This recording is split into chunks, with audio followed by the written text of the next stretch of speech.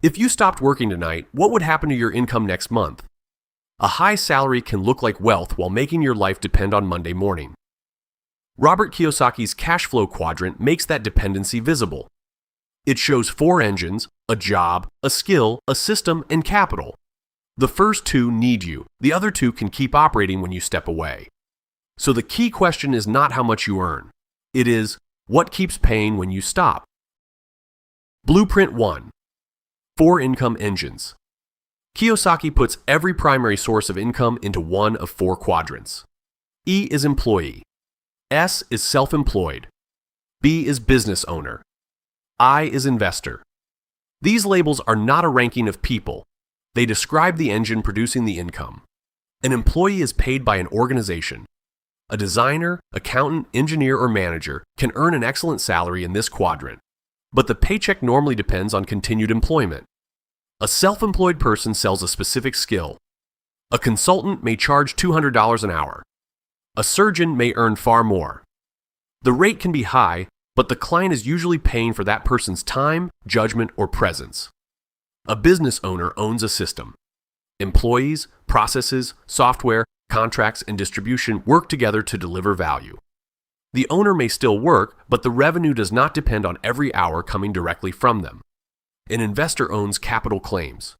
Shares, bonds, real estate, or private businesses may produce dividends, interest, rent, or retained earnings. Returns are never guaranteed, but the source is ownership rather than another hour sold. One person can operate in several quadrants at once. An employee can own index funds. A freelancer can build a product.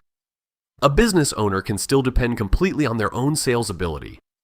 The quadrant is not your job title. It is the answer to one question. What produced this dollar? Blueprint 2. The 30-day test. Consider 2 hypothetical professionals.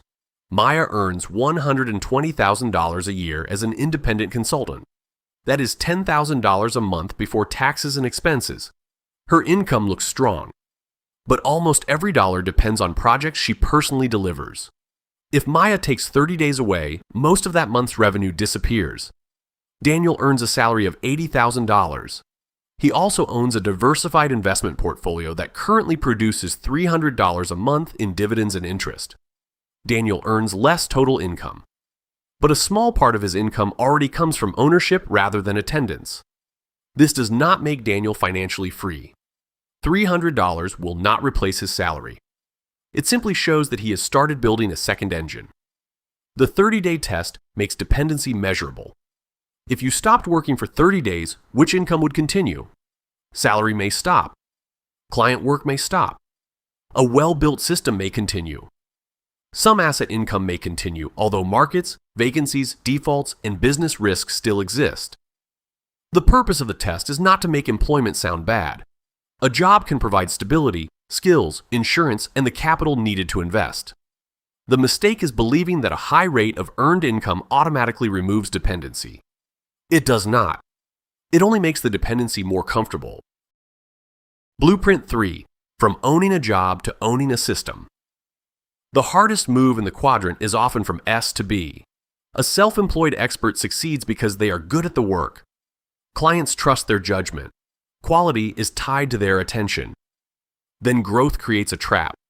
More clients create more revenue, but also more decisions, more messages, and more hours. The owner hires a team, yet every important question still comes back to the owner. That is not a system. It is a larger job. The useful test is simple. Can the business deliver the same result when the owner is absent? To move toward B, knowledge must leave the owner's head and enter a repeatable process. How is a customer acquired? How is the work delivered? How is quality checked? What can software automate? Which decisions require judgment and which can follow a rule? This transition does not require a giant company. A small digital product, a licensed process, a subscription tool, or a service with documented delivery can all reduce dependence on the founder.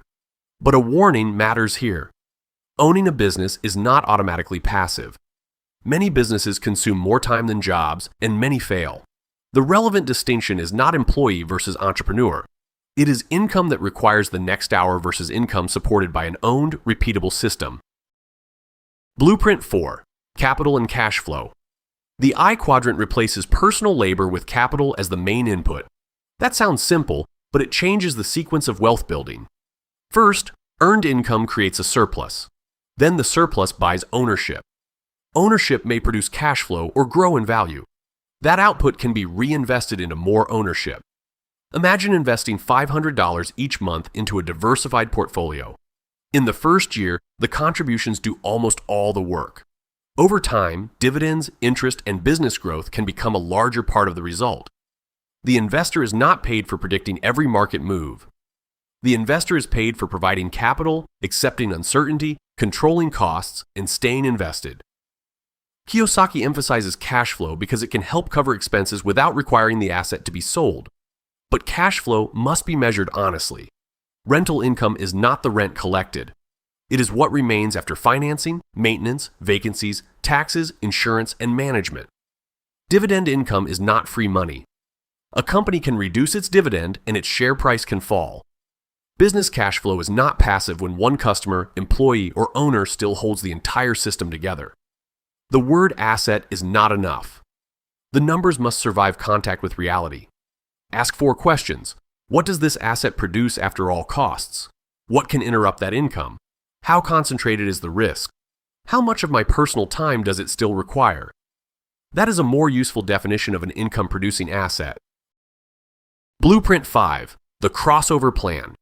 Financial freedom becomes measurable when recurring income from owned assets and systems can cover recurring living expenses. Suppose a household spends $5,000 a month. If owned systems and investments reliably produce $1,000 a month after costs, the freedom ratio is 20%. 1,000 divided by 5,000. The household is not financially independent, but ownership now covers $1 out of every 5 it spends. At $2,500, the ratio reaches 50%. At $5,000, the mathematical crossover is 100%. Real life still requires taxes, reserves, inflation protection, diversification, and a margin of safety. But the ratio turns a vague dream into a visible gap. The path does not require quitting a job or making one dramatic bet. It can begin while employed. Protect a monthly surplus. Use part of that surplus to buy diversified ownership. Build skills that increase earning power. Where appropriate, create products or systems that are not paid only by the hour. Reinvest the output. Repeat. The left side can finance the move to the right side. That is the part of the quadrant that is easy to miss. Your salary is not the enemy. It may be the first source of capital for the income engines you will eventually own. The cash flow quadrant is useful because it separates income amount from income design. E income comes from a job. S income comes from personal skill. B income comes from an owned system. I income comes from owned capital. None is automatically good, bad, safe, or passive. The map simply shows where your income depends on your next hour and where ownership begins to share the work. Run the 30-day test. Measure every asset after costs. Track the percentage of monthly expenses covered by income that does not require your daily presence. Then use earned income deliberately to build the next engine.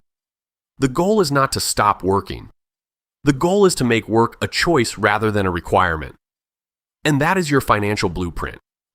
If you found this analysis valuable, leave a like and comment. It helps the video reach more people who care about long-term financial thinking. And subscribe to the Finance Blueprint for more structured breakdowns of the world's most important financial ideas.